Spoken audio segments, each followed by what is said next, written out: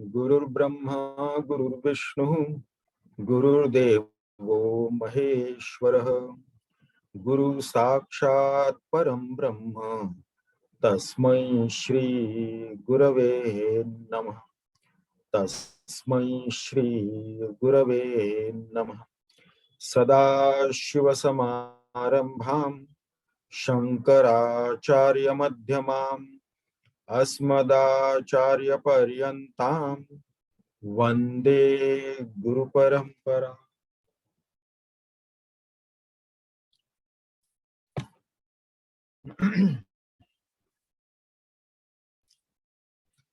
In our last session, we covered up to the 10th shloka. न अज्ञान हानि ही न च राग संक्षयो भवे तत कर्म सदोषमुद्भवे तत पुनः संस्कृति ही अपि अवारिता तस्माद् बुद्धो ज्ञान विचारवान भवे. In our last session we saw, after Prabhu Ramchandra ji heard what Lakshmana had to say, and then Speri also, then Shrutva Saumitra Vachaha Akhilas Tada Praha Prapannaha Artihara Prasannadhi Vijnanam Anja Ajnanatamah Prashantayi Shruti Prapannam Chitipala Bhushanaha. So having heard Lakshmana, and then Lakshmana specifically said, teach me that which will destroy the darkness of ignorance instantly, the seemingly shoreless ocean of ignorance instantly. Anjasta, that is what he said.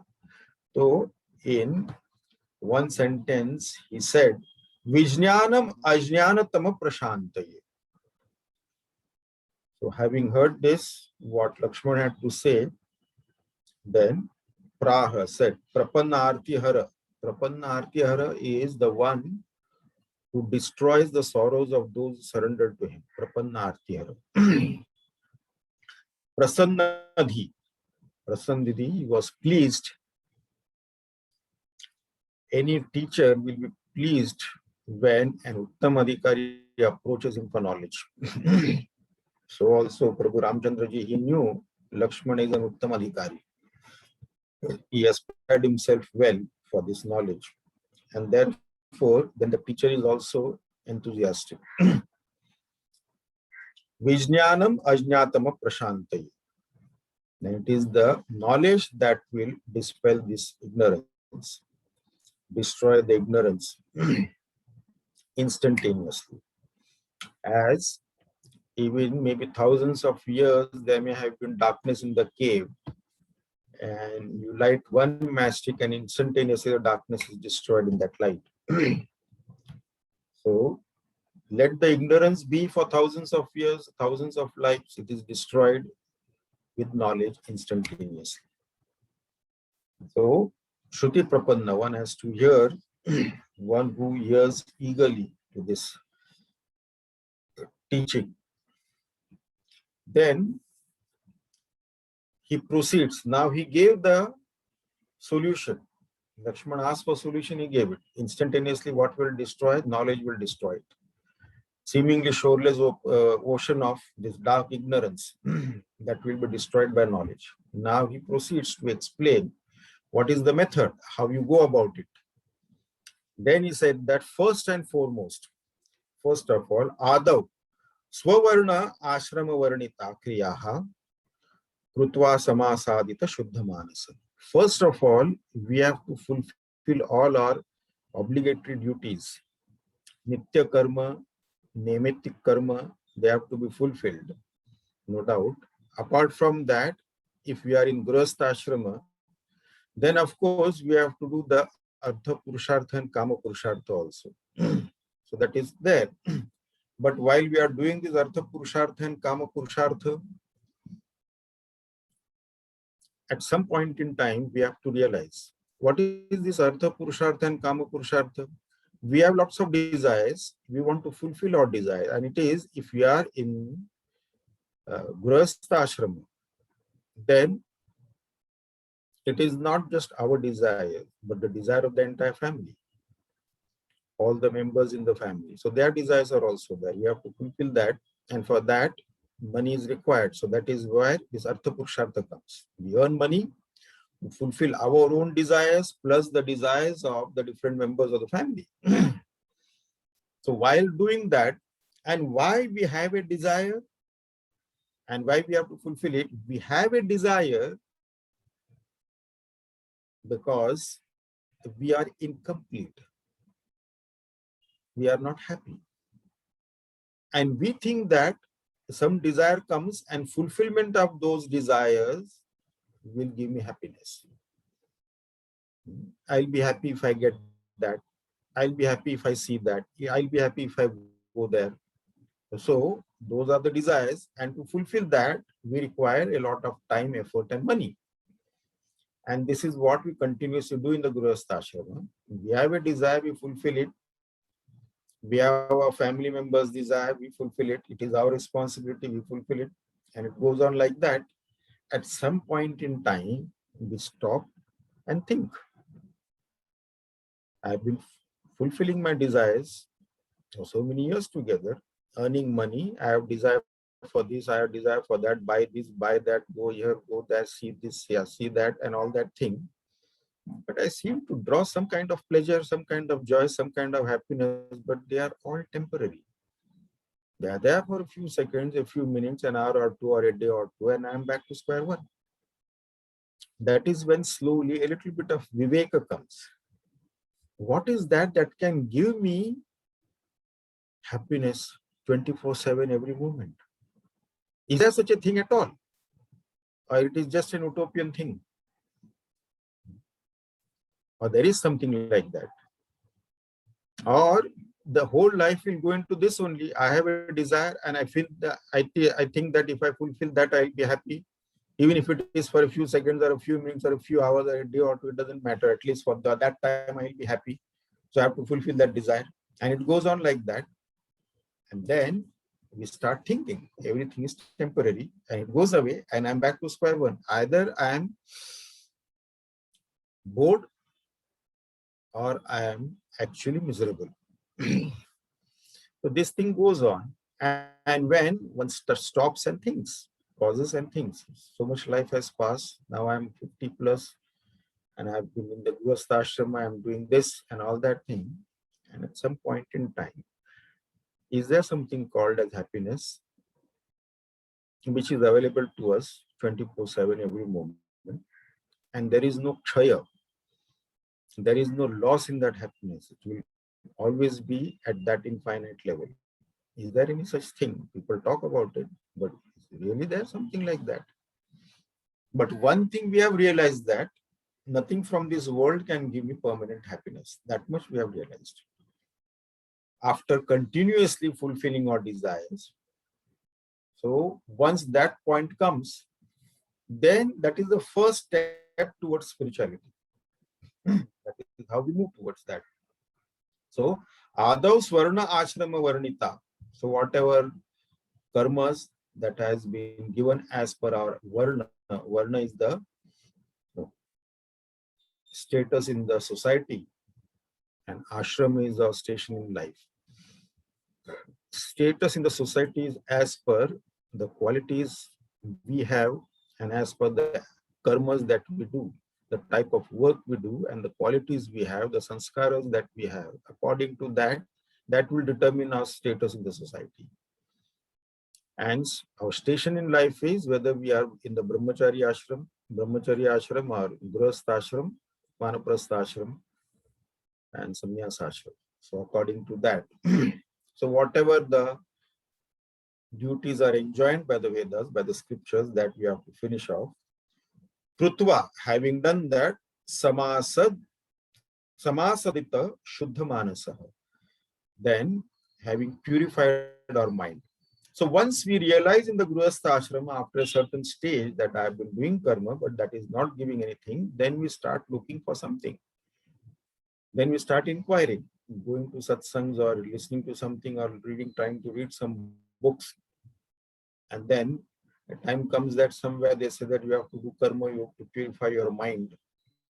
Then instead of doing sakama karma, now we start doing nishkama karma. Earlier I was doing all the karma to fulfill my desires.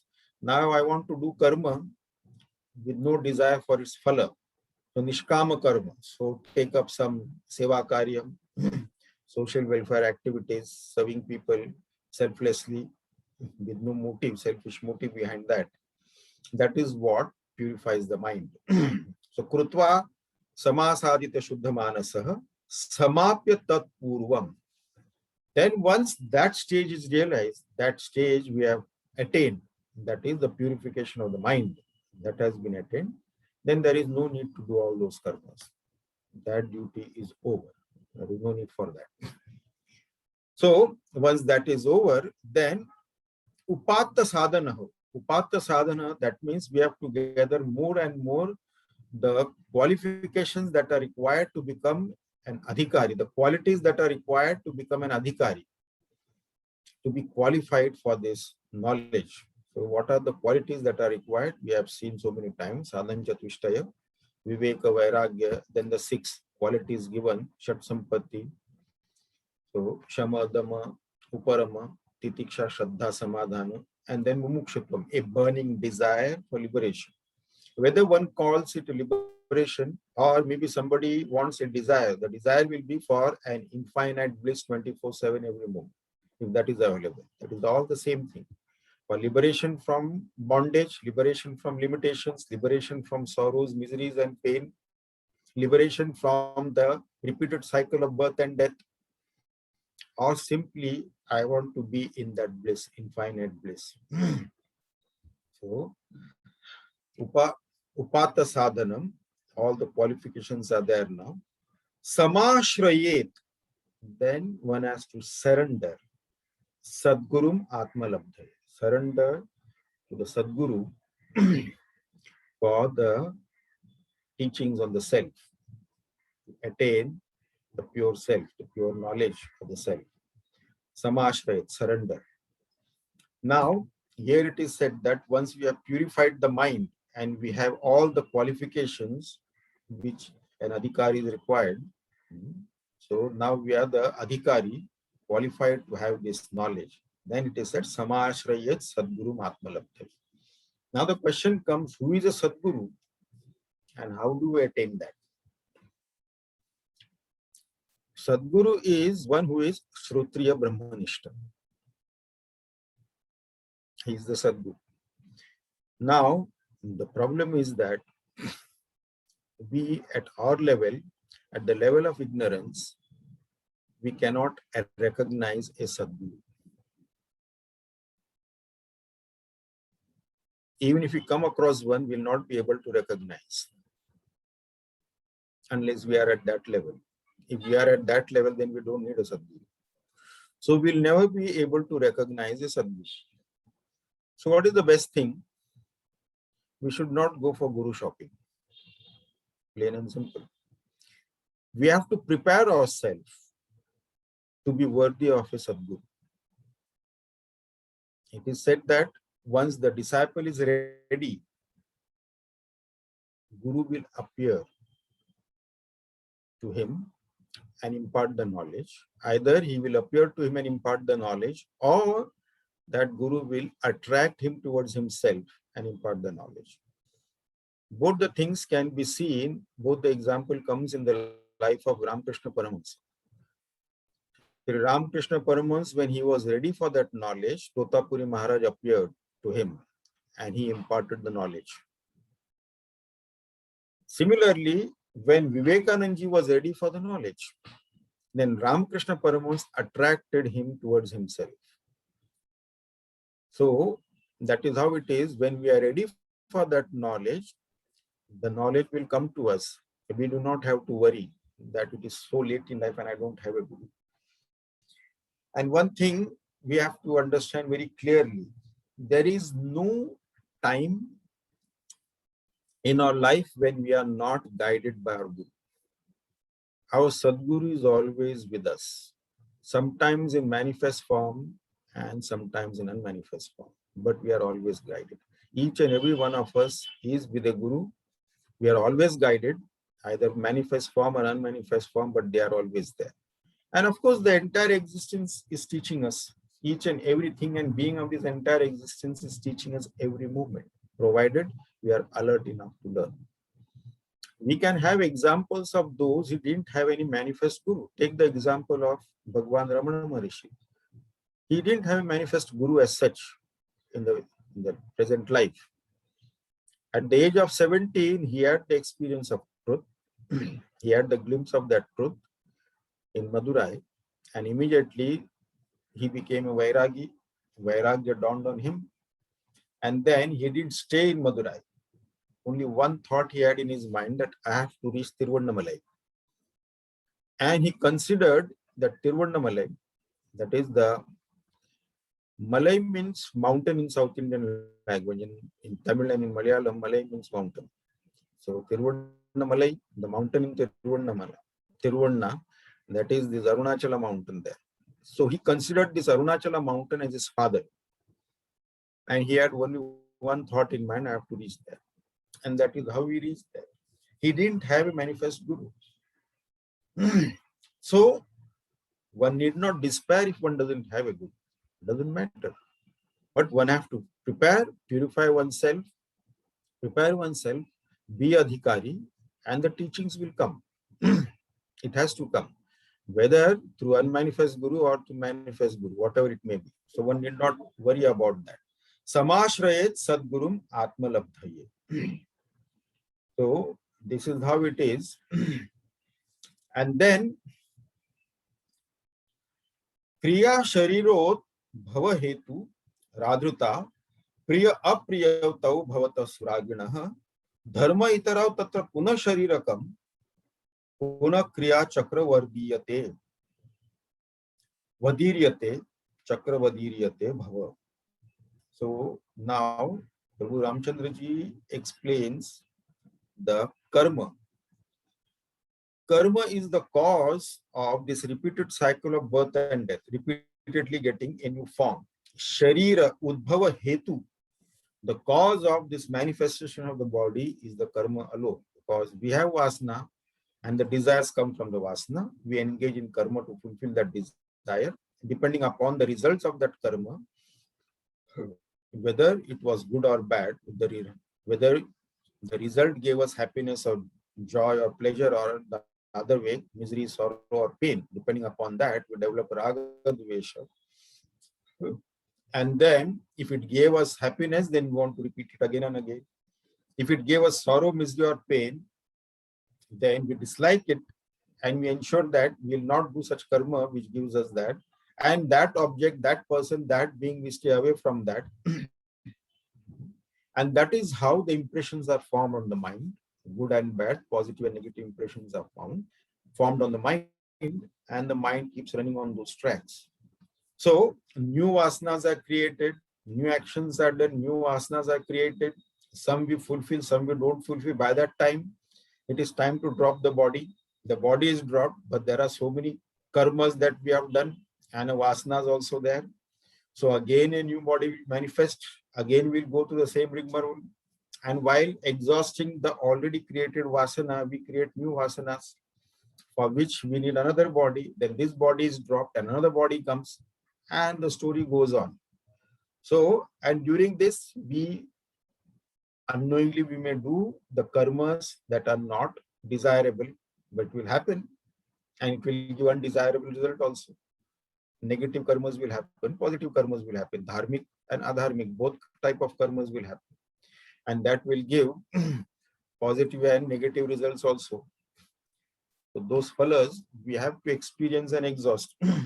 So dharma itarav tata puna sharirakam, and then it will give rise to another body is manifested. Puna kriya and chakra vadiryate. So this cycle of birth and death will continue because of this karma. Karma desire, karma, then vasana, again desire, karma and vasana, it goes on like that. And then Prabhu Ramchandra ji says, Ajnanam eva asya hi mula karanam. Ajnanam eva, it is only ignorance alone, is the root cause of all our problems.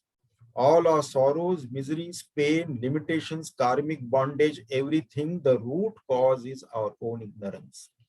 Ignorance of our own self. That is the root cause of samsara, sukha dukkha, sansarik sukha and dukkha, and then all the limitations, all the bondage, and so on. Ajnanam eva asya hi mula karanam, tad hanam eva atra vidhav vidiyate.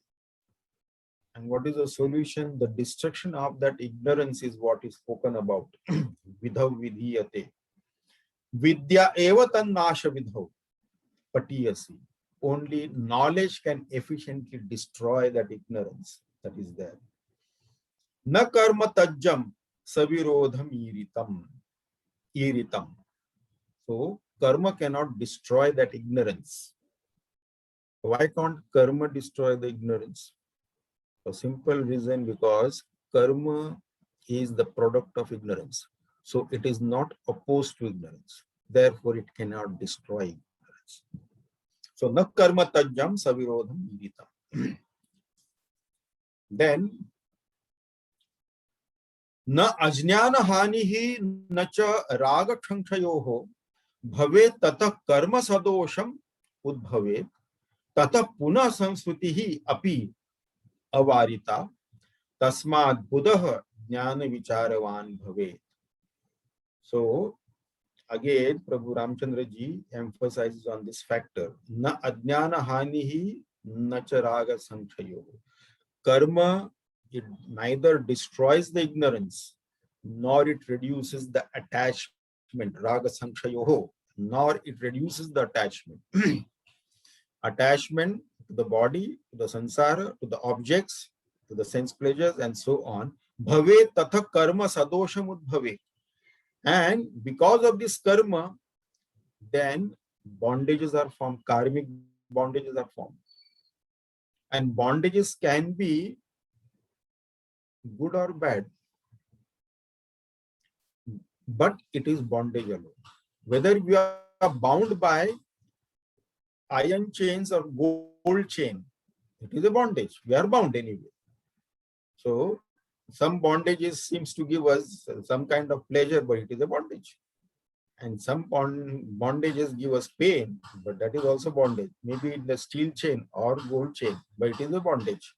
So sadosha mudbhave, these kind of bondages will be created out of all those karmas that we do. Tata puna sansrutihi api varita. Api avarita. So again, it is unavoidable. The sansara is unavoidable. Tata puna sansrutihi. The cause of sansara, the cycle of birth and death is unavoidable. that again, we have to go to the same rigmarole. Because this karta bhava also becomes stronger and stronger as we go on doing the karma, karta bhokta bhava. So ego becomes strong, the attachment grows, the body drops, another body is taken up, and you go to the same process, that body drops again, another body is taken up and goes on and on. Tasmad buddha jnana vicharavan bhavet.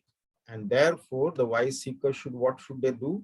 They should forget about all the karmas and they should focus the contemplation on the higher reality. So we have seen this. Now 11, 12 and 13 verse. These three verses, Prabhu Ramchandra ji mentions here the argument of Samuchavadins. Who are the Samuchavadins? Samuchavadins are the ones who say that this jnana and karma have to be practiced simultaneously, pursued together simultaneously. That is what the Samuchavadins say. Now, what is their tarka? Shlok 11. Nanu क्रिया वेद मुखेन चोदिता तथैव विद्या पुरुषार्थ साधनम कर्तव्यता प्राणभृत प्रचोदिता विद्या सहायत्वमुपैति सा पुनः ननु ननु क्रिया वेद मुखेन चोदिता तथा एव विद्या पुरुषार्थ साधनम कर्तव्यता प्राणभृतः प्रचोदिता विद्या सहायत्वम उपैति सा पुनः. So now the Samuchayavadins, what they argue, this Karmakandis, their argument is that Nanu is a word which is used as an expression of doubt or argument. So he says, Kriya Veda Mukhena Chodita Tathaiva Vidya Purushartha Sadhanam. As Veda talks of knowledge as the means to the ultimate goal of human existence, that is realization of the self, so also Veda Mukhena Kriya, it talks about the karma also, that the same Vedas, the Shruti also talks of karma that has to be done. The obligatory duties are to be done. Kartavyata pranabhrutah prachodita. So the same Vedas also talk about the duties, the obligatory duties that have to be done by pranabhuta. Pranabhuta, the jivas that they have to do. So these obligatory duties has been enjoined. There are nitya karmas, naimatik karmas, they have to be performed. And taking this argument, then the Samuchayavadins say, therefore, this karma is actually assisting this knowledge. Jnana Yoga. Karma assists in this Jnana Yoga. So, Vidya Sahayatvam Upeti Sapuna. So, it is it assists the knowledge, path of knowledge, Jnana Yoga. So, the karma has to be done. This is what they say. Now, Vedas have of course said that knowledge is the path to realization of self. It has come in different Upanishads. Vedas declare that knowledge is the means for liberation from all bondage and limitations. So, Brahmavid apnoti param. So, this is given in Taittiriya Upanishad. Brahmavid apnoti pravam, that means the knower of Brahman only reaches the Supreme, realizes the self. Then, Rute Jnananna Mukti. So, there is never a moksha without knowledge. So, knowledge is required. And then Mundaka Upanishad said, Brahmavid Brahmaiva Bhavati. The knower of Brahman alone becomes Brahman. Brahmavid Brahmaiva Bhavati. So, these are the Shruti Vakyas which say knowledge is required, but then this Karma Kandi say that it is okay, it is said knowledge is required, but the same Shruti also says that karma also you have to do. But karma has to be done in what context, that they are not saying. Karma, of course, the Shruti has said. Again, in the 12th shloka, the Samuchayavadins argument continues. Karma krutau doshamapi shrutir jagau tasma sadakaryamidam mumukshunam nanu swatantra dhruvakarya vidya na kinchin manasapyapekshate. Karma akrutau dosham api shruti jagau tasmat sadakaryamidam mumukshunam nanu Swatantra dhruva karyakarini vidya na kinchit manasa api apekshate. Now, he further argues, the Samuchayavadins argue that karma akrutav dosham api shruti jagav. Shruti also says that if you do not do karma, then there will be dosha applied to that. Now, this is called as pratyavaya dosha. There are certain nitya karma and naimitik karma, which if you do not perform, that will give rise to pratyavaya dosha, means that is omission of those karmas will incur sin. But if you do those karmas, will it give us merit? Will it give us punya phala? No. By doing those karmas, we don't get any punya phala or merit. But by not doing it, we'll incur sin. This is called as pratyavaya dosha. That is omission of such karmas. Karma akrutav dosham api shruti jagav. So karma as per the Vedas, vidhivat karma, that has to be performed. And then vidhi nisheth karma should be avoided. So vidhivat karma has to be performed, vidhi nisheth karma has to be avoided. And there are this nitya naimatik karma, which if not done in will incur sin, if done we don't get any punya for that. So that is what the karma kandis argue here. Karma akrutav dosham api shruti jagav. It is said by the scriptures, tasmat sada karma midam mumukshunam. Therefore the seekers, mumukshunam, the seekers of truth, the seekers of liberation, moksha, should continuously, sada, always do karma.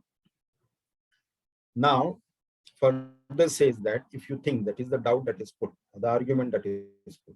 Nanu swatantra dhruva karyakarini vidya na kinchit manasa api apekshate. Now, if you think that knowledge is independent of all this, quite efficient to achieve the ultimate goal of human existence, dhruva karyakarini vidya, and that vidya alone is enough. Na kinchit manasa api apekshate. Karma is not required even in a dream. Manasa means here the meaning we have to take is not even in a dream the karma is required.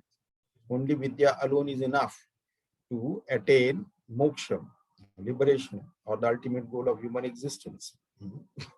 So, not even in a dream. If you think so, then continues. So the same argument continues in 13th shloka. Na satya karyopi hiyadvadhadvara prakangshate nanyapikarakadikan tathaiva vidya vidita prakashitaihi vishishyate karma bhireva muktaye na satya karyah api hi yadvad advarah prakangshate अन्यान अपि कारकादिकान तथा एव विद्या विदित प्रकाशितैहि विशिष्यते कर्मभिः एव मुक्तये. So the Samuchayavadin further they argue. What is the argument? Na satya karya api hi yadvad advarah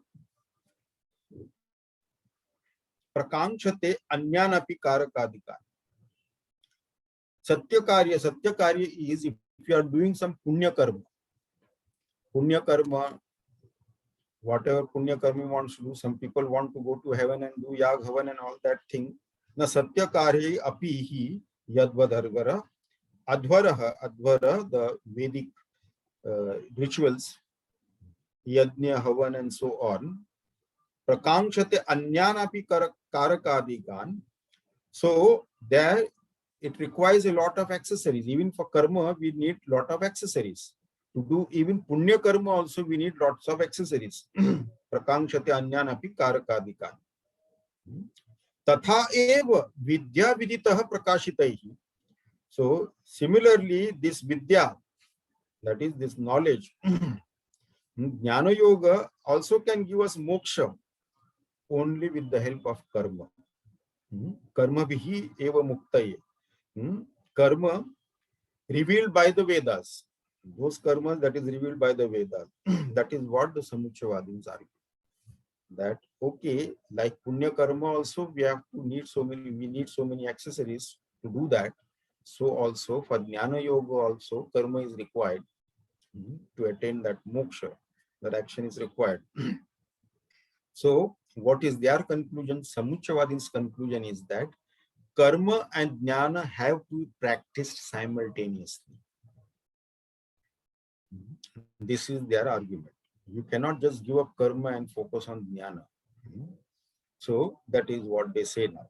This is what Samuchayavadins say. So you are a spiritual seeker, you are a mumukshu, you have to do the karma and pursue knowledge also.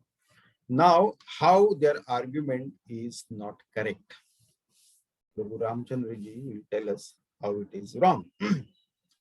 In the 14th shloka, he says, Kechid vadanti ti vitarkavadinah तदप्य सदृष्ट विरोध कारणात् देहाभिमानादभिवर्धते क्रिया विद्यागताहंकृतितः प्रसिद्ध्यते केचिद् वदन्ति इति वितर्कवादिनः तद अपि असदृष्ट विरोध कारणात् देह अभिमानात् अभिवर्धते क्रिया विद्या गता अहंकृतितः प्रसिद्ध्यते गता अहंकृतितः प्रसिद्ध्यते. So now केचिद् वदन्ति इति. So this is how people argue. Vitarkavadinah. There is something called as tarka, then something called as vitarka, and something called as kutarka also. So vitarka is erroneous logic, erroneous analysis or logic. Vitarka, false. Kutarka is, of course, people arguing for argument's sake, but there is no substance in that. Vitarka, some funny argument they put. But here, this is erroneous notion is there. Vitarkavadina. So argue Vitarkavadina, those who are with erroneous logic, wrong logic. Tadapi asadrushta virodha karana. It is false because they are contradictory. Virodha karana. Because of contradiction there. Deha abhimanat abhivardate kriya. Because of identity with the body. Because when we have to do karma, the ego has to be active and it has to be thoroughly identified with the body. So the more karma we do, the more body identification becomes stronger. So dehabhimanat, and then if you do some good karma, then we'll feel proud about it. Then our ego will fatten further. I did such a good karma, you see, and because of that, so many people benefited. Deha abhimana. Deha abhimanat abhivardate kriya, the karma. Vidya, knowledge. For knowledge, what happens is that now karma strengthens the body identification, whereas the path of knowledge is destroy the very ego that identifies with the body. Vidya gata ahankrutita prasidhyate. That is what is known, is accomplished, is known very well. So the knowledge actually destroys the very ego which identifies with the body and becomes the cause of further life and death cycle, birth and death cycle. So karma increases the gross body identification, and actually knowledge destroys the very ego that identifies with the body. So whether we do any noble task or mundane task or selfish task or karma actions, the ego is there. The ego will strengthen. So it doesn't matter what. The karta bhokta bhava will become strong always as we are doing this karma. So therefore, realization of the self is impossible without leaving the ego of the previous state. That is not possible. See? So if we have not left the dream ego, we cannot experience the waking plane of consciousness and the waker ego. The previous ego has been left there, then only we can enter into the waking plane of consciousness. Hanging on to the dream ego, we can't enter into the waker ego. Or dream world and then enter into the waking world. No, one has to be given up completely to enter there. You see, otherwise we can't experience the waking plane of consciousness. And similarly, the waker ego cannot enter the deep sleep state of consciousness. The Sushupti Avastha. The waker ego has to be given up if we have to enter the deep sleep state of consciousness, the Sushupti Avastha.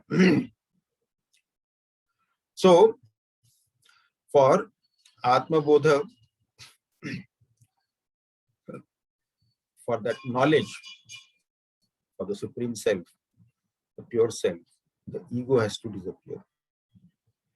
Whereas for the karma, the ego is required. Without that ego, the karma cannot be done. So for karma, ego is needed. And for knowledge, the ego has to disappear. So for Atma Bodh, one needs to transcend the very ego all the three states and its identity, the waking, dream, and the deep sleep state. All the three states one has to transcend for knowledge of the self. So karma and jnana both have the different results, different purpose, different results. So they cannot be practiced simultaneously. They can be practiced serially. So first we have to practice karma, nishkama karma yoga, selfless action, to weaken the ego and purify the mind. The main purpose is purification of the mind. Purification of the mind is done by nishkama karma yoga, selfless action. So through nishkama karma yoga, we purify the mind, and to a great extent we weaken the ego. Because by karma, the ego never gets destroyed, but we have to purify the mind. So once that is done, then leaving that, then with this purified mind, we focus on the study of the scriptures. Then we contemplate on the higher reality, study the scriptures and contemplate the higher reality. So they cannot be simultaneously practiced. They have to be practiced serially because they are of opposite nature. One strengthens the ego and other destroys the ego. So how can they be practiced simultaneously? Now, further in the 15th shloka, Vishuddha Vijnana Virochananchita Vidyatma Vrittishcharameti Bhanyate Udeti Karma Khilakarakadibihi Nihanti Vidya Khilakarakadikam. Vishuddha Vijnana Virochana Anchita Vidya Atma Vrittihi Charama Eti Bhanyate Udeti Karma Akhilakarakadibihi Nihanti Vidya Akhilakarikadikam. So Vishuddha Vijnana Virochananchita Vidya Atma Vrittihi Charama Eti Bhanyate. So first thing is that this Vishuddha Vijnana, this Vijnana is important. Vishuddha Vijnana, the pure knowledge that has come to the contemplation on the higher reality or the light of this knowledge, Vishuddha Vijnana Virochana Anchita Vidya Atma Vritti Charama Eti Bhanyate. So that is what it is called. So the realization of the self, the purified heart, that which is illumined by the pure knowledge. Then it is like this. When the knowledge takes place, what happens? Then everything disappears. Like the fire manifests, and as soon as the fuel is burnt off, the fire becomes unmanifest in its source. So similarly, it becomes into avyakta rupa, unmanifest. Similarly, the dreamer also disappears into the waker. The waker disappears into the deep sleep, so they don't remain there, they disappear completely. So also this jiva bhava disappears into the realization of the self, atma bodha. Jiva bhava also disappears. So one has to give up that. Now here, udeti karma akhila karikadibihi. Karma arises due to the 5 factors. What are the 5 factors? 5 factors are body, gross body. One. Number 2 is the functions of the gross body. And the most important, number 3, the ego, which identifies with the body, the gross body. And number 4, the senses, the ego that identifies with the sense organs also, sense organs and organs of action. And number 5 is the presiding deities of these sense organs. So these are the 5 factors which give rise to karma. Who are the presiding deities? The presiding deities, of course, we have done in this Tattva Bodha. The presiding deity of the ear is Dig Devata. Then of the skin is Vayu Devata, sense of touch, sense of sound. And then of the vision, the eyes, is the Surya Devata, Aditya. Then the sense of taste is Varun Devata, and the sense of smell is the Ashwini Kumaras. So these are the presiding deities. So these are the 5 factors: the gross body's function, then the ego which identifies with this body, then the same ego which identifies with the 5 sense organs, and the 5 presiding deities of these 5 sense organs. They are required for the karmas to be done. So udeti karma akhila karakadibihi. So when these 5 factors are there, the karma arises. Then nihanti vidya akhila karakadikam. So this karma creates all the pluralities. So nihanti vidya akhila karakadikam. So what does the vidya do? What does the knowledge do? Jnana do? The knowledge of the pure self, it nihanti, destroys all this karakadikam. These 5 factors completely destroys them. All these instruments of, they are the instruments of karma. So they are destroyed by this knowledge. Karma creates the polarity, and knowledge destroys all the dualities itself. Because of karma, all the pluralities, their names and forms are there, all these things are there. So, and because of the plurality, then raga dvesha comes, likes and dislikes. Some things I like, some things I don't like. Only those things and beings which give me some kind of pleasure, happiness, or joy, I like, and things which give me sorrow, miseries, or pains, I don't like. So this plurality is created by this karma. And then we enter into karma, and karma can be good and bad. It will give sin and merit, and so on, it will continue. But if we get knowledge or wisdom from the karmas that we do, then there is no sin or merit involved in that. The knowledge has to be there, knowledge which advances on the spiritual path, not the worldly knowledge. So in karma, another problem is that in karma, mind is active, and mind has to be bahirmukha, extrovert.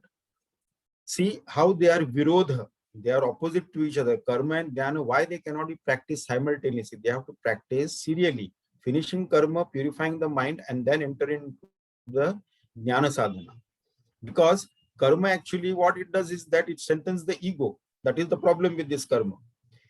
And moreover, this karma also, the mind has to be active and extrovert. For contemplation of the higher reality, mind has to be passive and introvert. So those are the 2 are opposites. So they cannot be practiced simultaneously. We cannot be extrovert and introvert simultaneously, active and passive simultaneously, strengthening the ego and weakening the ego, or destroying the ego simultaneously. That can't be done. So they cannot be practiced together simultaneously. So they have to be done serially. Now, having said that, we move on to the next shloka, shloka 16. Tasmat tyajet karyamasheshatah sudhi vidya virodhana samuchayo bhavet atmanusandhana parayana sada nivruta sarvendriya vritti gochara tasmat tyajet karyam asheshatah sudhi vidya virodhat na samuchayo bhavet atmanusandhana parayanah sada nivrutta sarvendriya vritti gochara. And therefore this karma has to be given completely. Tasmat tyajet karyam asheshatah, everything without leaving anything. All the karma has to be given completely by the Sudhi, Sudhi, the wise seeker. You see, now actually here it is said the karma has to be given completely. In a way, of course, it is not possible to give all the karmas completely, because some karmas, that nitya and naimittik karma, nitya karma has to be done. There is no choice about that. But all the desire prompted activities or the sakama karmas, that has to be given up completely. Nitya karma we do, there is no problem, because without doing karma we cannot live for even a moment in this world. So karma to we have to do. But then what it is said that tasmat tyajet asheshatah. So everything, all the karmas have to be given up. All the karmas means all the desire prompted activities, because other karmas, even eating is a karma. Taking bath is also a karma. So these are the nitya karmas which we have to do. There is no choice. But they are not sakama karma. Sakama karma means particularly a desire for something is there, desire for some food is there. That is not that. This we have to do it anyway. So tasmat tyajet karyam asheshatah sudihi, the wise one should give up all that. And nishkama karma can be done, but nishkama karma, once the mind is purified, then there is no need to do that nishkama karma also. You see, so the seeker should drop all these karmas. There are people who get engaged in the social welfare activities, social service, and entire life they do nothing but this seva karya. But many of them are frustrated at the end of their life because they focused only on karma and nothing else. They didn't go further beyond that karma. And that karma, did it help them to purify the mind? No. Mostly because now they did the karma because there was a desire that they should be known as the great social service fellow involved in the social welfare activities. So in the society he should be known. He is a very great Samaj Sevi, you see. So there was a selfish desire behind that social service also. And at the end, when he is not recognized, he gets frustrated. So therefore, we should understand very clearly what karmas we should do, for what purpose it is done, when it has to be given up, and all that thing. Nitya karma we cannot give up, but other karmas, desire prompted activities, sakama karma has to be given up. So tasmat tyajet karyam asheshata sudihi vidya virodhat na samuchaya bhavet. So because of the contradictory nature, they cannot be done simultaneously. Karma and vidya cannot be pursued simultaneously because of this opposing vidya virodhat. And there no condition that karma and jnana can go together. So it cannot go together because of opposite nature. Bhavet atmanusandhana parayana sada. Atmanusandhana parayana sada. Always. So now the energy that is conserved by not engaging in these desire prompted activities, because desire prompted activities is not just karma alone. It is the investment of effort and time also. Effort, time and money. So effort, time and money, all three are involved in that. So once we withdraw from that, it will conserve a lot of energy, you see. And then that energy we have to use for the contemplation of the higher reality, the study of the scriptures and contemplation on the statements given there. Nivrutta sarva indriya vritti gochara. So at the level of the sense organs and organs of action, so withdrawing the activities from those sarva indriya vritti gochara, withdrawing the senses from the sense objects. Now here gochara is the sense object. Gochara can also mean grazing ground for cattle. That also can be taken in this meaning for gochara. So withdrawing the mind, withdrawing the senses from the sensory objects. So this is what has to be done. So therefore, he says very clearly, Prabhu Ramchandraji, that they cannot be practiced together because of the opposite nature. They have to be practiced serially, not simultaneously, because of the opposite nature.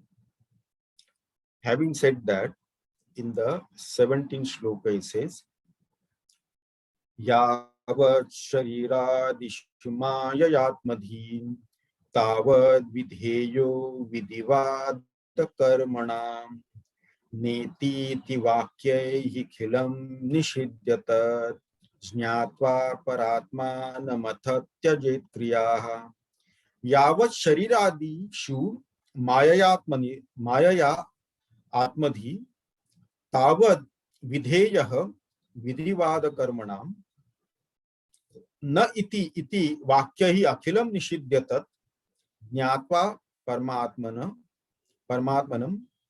atha tyajet kriyaha.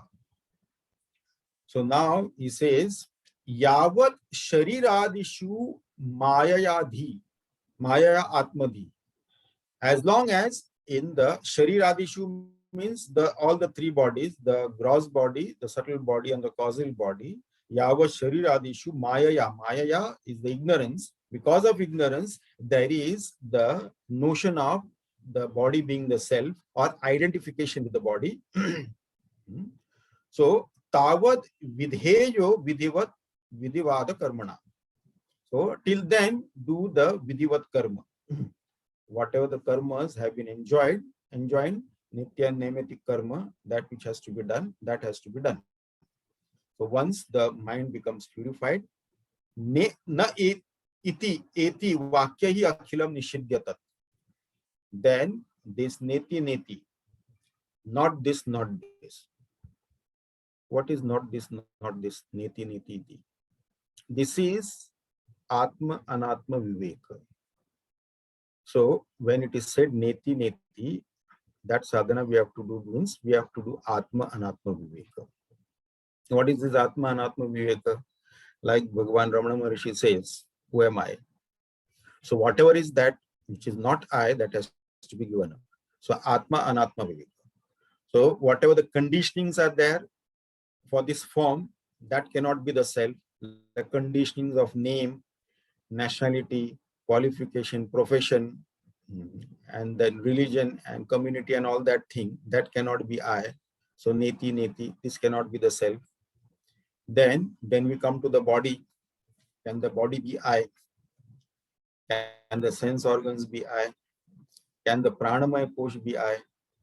Can the manomaya kosh be I? Can it be the Atma? Neti. Can the vijnanamaya kosh, the intellect, can it be I? So we have to discard one by one by proper contemplation, proper analysis. So neti. So neti vakyai akhilam nishidya. So everything is negated by this neti. Not this. This cannot be the self. This cannot be the self. External world is negated. Then we come to the body, the senses, the pranas, the mind, the intellect. They are also negated. Their contents are negated. Akhilam nishidyatat. Nyatva. So now this neti, when we do, Jagat is Asti Bhati Priya Nama Rupa. This we have done so many times. Asti Bhati Priya Nama Rupa, that is Jagat. If this Nama Rupa is given up, when that is rejected, when Nama Rupa is rejected, then what? When Nama Rupa is rejected, then obviously all the desire for the objects will go, because all the objects are Nama Rupa only, names and forms. Once the names and forms are rejected, then there is no desire left. And if there is no desire, then there is no question of any karma. So when there is no Nama Rupa, there is nothing priya or apriya also. Something is dear to me, something is not dear to me, something that is dear to me, then I have to acquire it, then I have to do karma. So that is also not there. There is no apriya. Nama Rupa is rejected once and for all. So then there is no priya, and therefore there is no karma also. Then what is left is only pure self. Asti Bhati Priya. If Nama Rupa is rejected, then Asti Bhati Priya is left. That which is existing, that which illumines, and that which is Paramanandam, Priya. So this is what it is. Then what happens is that Jnatva Paramatmanam atha tyajet kriyaha. Then all the actions are given.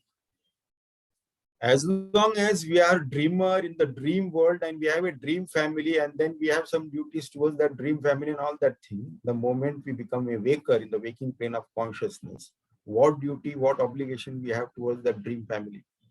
Nothing, absolutely nothing. That is what it is. Once we awaken to this pure self, then there is no duties left. Nothing is left there. No karmas are left there. So once the flowing river merges with the ocean, with the sea, then it loses its names and form. So its name and form it loses, then it becomes one with the ocean, one with the water. Then you cannot distinguish which was the river water, which is the ocean water. They have all become one, like that. So actually, one doesn't have to give up karma.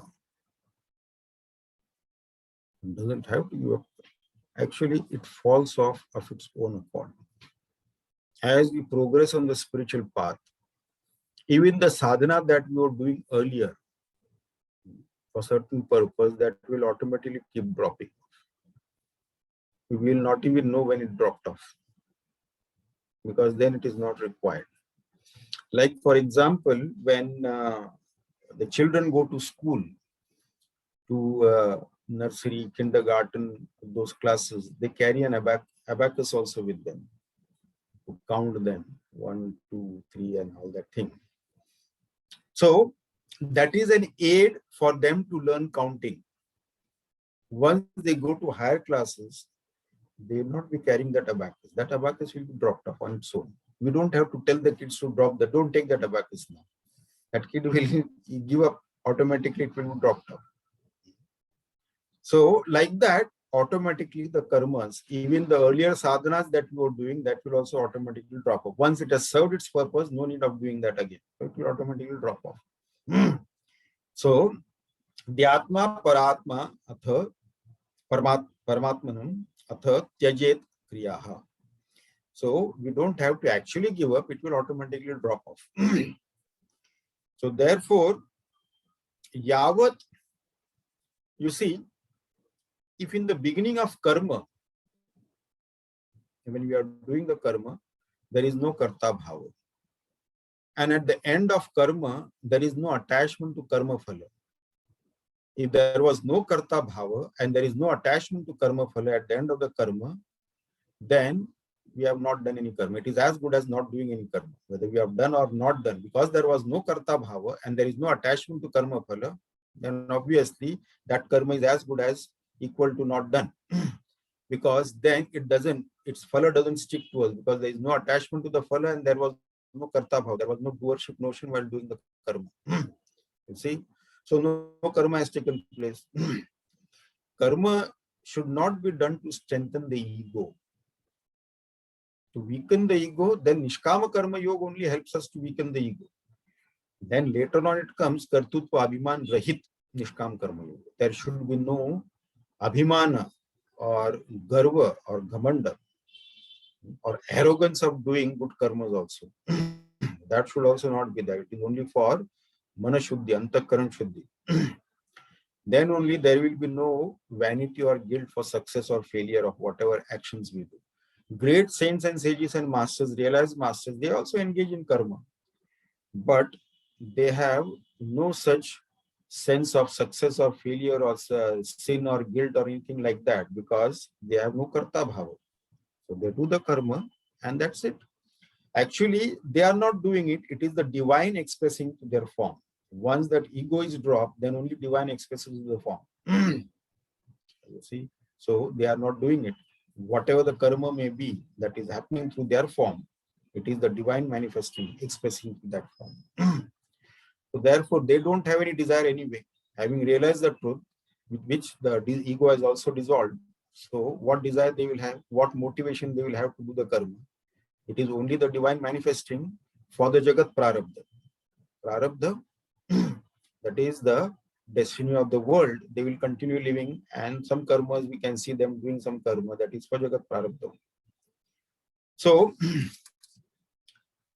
this is what the difference between karma and jnana is. Having said that, now the next shloka we'll take up in our next session. Now, if anybody has got any questions to ask, they can ask.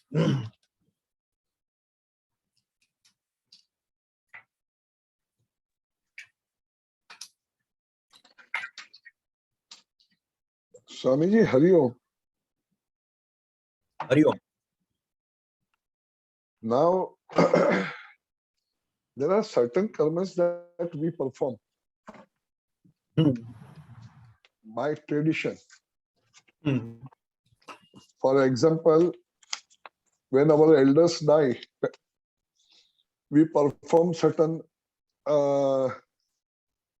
havans and all those things on the 12th day. That is called as naimatic karma.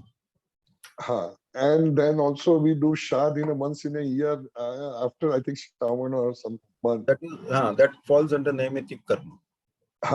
So should they be performed, or it is performed due to the ignorance? So Nitya and naimatic karma has to be performed, but there is no ego attached to that. Once one realizes the truth, then there is no karma left, there is no obligation, there are no duties left. But as long as we have not reached that stage, we have to continue this nitya naimatic karma, as I said, that has to be performed, otherwise there will be pratyavaya dosha. What dosha, Swamiji? It is called as pratyavaya dosha. That means if you do this karma, we will not get any merit for that. But if you don't do it, then we will incur sin. That is called as pratyavaya dosha. So nitya and naimatic karma has to be done. So if it is so in a way it should be done, isn't it? Yeah, it should be done because our ego is still there, you see. Ego has not dissolved as yet. And they have to be done. Yeah, okay. Now, you see, there is a very thin line drawn between a grihasthashram and vanaprasthashram. We are all in a, not by the age, but by the understanding of the subject, we are in the vanaprasthashram. No, once all your children have got married, the day the last child got married, you become a vanaprasthi. Vanaprasthi, right? Now, but still, we are engaged in a kind of a artha uparjan. Yeah. So this karma, which we have formed for during the grihasthashram, should be given up totally, or should we continue as a kind of a play or game? That has to be continued for sustenance. That is done, but otherwise, because you need a body to do your sadhana, and to sustain that body, you need nourishment for that body. So you have to have those karmas to sustain yourself, to be able to do the sadhana. So do it more like a play or a game than the with the selfish motive of. It is not that I have to earn lots of money, I have to buy properties here and property there and go here and go there and all that thing. It is not with that intention that we do. Like when in our youth, there is ambition. I have to earn millions of rupees and I have to buy property here, I have to do this and I have to do that kind of thing is there. But now that is not required. Now, Swamiji, third question is a little personal question. The rituals that we have been doing for years, as you said, they will drop off once you advance in your, as you get the maturity. They will drop off by themselves. When you enter into a new, what do you call, when you become mature. You go to a higher level in the spiritual path, So then the sadhanas that you were doing earlier, that will automatically drop off. But then should we stick to that? Or I'm not very clear about this matter. Give an example. Like we do the regular puja. Okay. So while doing puja, we have all the puja samagri. Isn't it? We do the abhishek, we vastra, arpanam, then nevedya and all that thing we do. So this, we have been doing this kind of puja for many years. That is what we were taught, and we continue with that tradition. If apart from being a grihastha, if you are a spiritual seeker also, as we advance in our spiritual sadhana, then what we were doing is that we were doing this puja with all the samagris. Actually doing it physically like that. Then when we advance, we do continue with the puja, but now we do manas puja. Everything is done in the mind. And to do manas puja, the mind has to be extremely single pointed. Mm. It can't go here and it can't that. See, puja is required. Why we do puja? The purpose of puja, by doing puja continuously for hundreds of lives, you don't get moksha. Mm. The purpose of doing puja is twofold: to increase our shraddha, number one. Number two is that to make the mind single pointed. That is, when we enter the puja room to do puja with all the samagri in place, we tie our mind down to that puja room. That mind should not get out of that puja room and focus on what we are doing there. So for that purpose was this puja given. So to make the mind single pointed. Once the mind has become single pointed, and to make the mind single pointed, we have to engage in physical activity. Mm. So giving the abhishek, giving the vastra, and then giving the nevedya, doing the arti, lighting the lamp, doing the arti and all that thing. So physically we are involved, we are tied down in that small space of the puja room. That was given. Once the mind has become single pointed, then we have graduated to do puja, which is called as Manas Puja. For Manas Puja, mind has to be extremely single pointed, because now we have closed our eyes and we are doing the same vidhi we are doing, but everything is in the mind without the use of samadhi. Physically, we are not doing anything there, but everything is done in the mind. And then we have to observe that the mind doesn't go here or there. So that is a progress on that. So puja is continuing, but now we have graduated in doing it in the mind. It's called as Manas Puja. So this is how it goes. Then the mind becomes single pointed. Then that puja will slowly drop off. And when we sit in the puja room, that mind will engage in the contemplation of the higher reality. The same God which we are serving with all the puja accessories, then you started doing it, Manas Puja. Then we are sitting there, then we are going after that same God, same deity which we are worshipping. Now we are contemplating on that puja is gone, that Dravya Puja is gone, Manas Puja is gone, and the contemplation on the same deity, same truth that we were serving, that we were worshipping so far. Now the contemplation on the same thing. That is how we continuously progress like that. So this is what Raman Maharshi has given the gradation of puja in Upadesha Saram, initial shloks, isn't it, Swamiji? So even Manas Puja, when it drops off, and as to explain that in your words is Sandhikal, when even the contemplation stops, you know. Then the contemplation, Manas Puja drops in contemplation, the higher reality continues there. So contemplation presupposes the thought? Yeah, contemplation on the higher reality. The very deity that you are serving all these years, worshipping all these years. And then you graduated to do Manas Puja of the same deity. And then while doing that, now the same deity that represents the absolute truth. Now that Manas Puja is slowly dissolving. And now what you're doing is that your contemplation on that. So you're sitting in that room, you're contemplating on that reality, which that deity represents. Your favorite deity that represents Ishta Devata. No, but Swamiji, but that is only the awareness. I'm not. We are crossing even the threshold of contemplation. You know, I'm talking about, and then only awareness is there, which you have said in so many times as Sandhikala or. So, yeah, Sandhikala. No, when we do Japa Sadhana also, we focus on Sandhikala.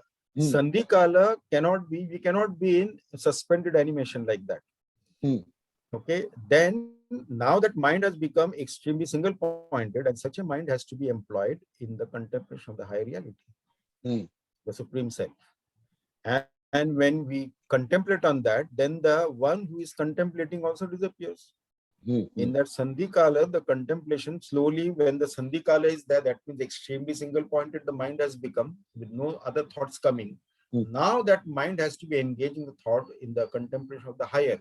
And when that is going on, then the contemplator will disappear. Slowly, we have to do that. So is this culmination? Yes. When that disappears, that the game is over. Then you enter into Samadhi, Nirvikalpa Samadhi, as given in that Drigdasha Viveka. Thank you very much, Swami. Anybody else? Yogi Bhai? Asha? No, nothing. No questions. No, I know. We conclude then. Yes, Swamiji. Om Purnamadah Purnamidam Purnat Purnamudachyate Purnasya Purnamadaya Purnameva Vashishyate. Om Shanti Shanti Shanti Hari Om Shri Gurubhyo Namah Hari Om.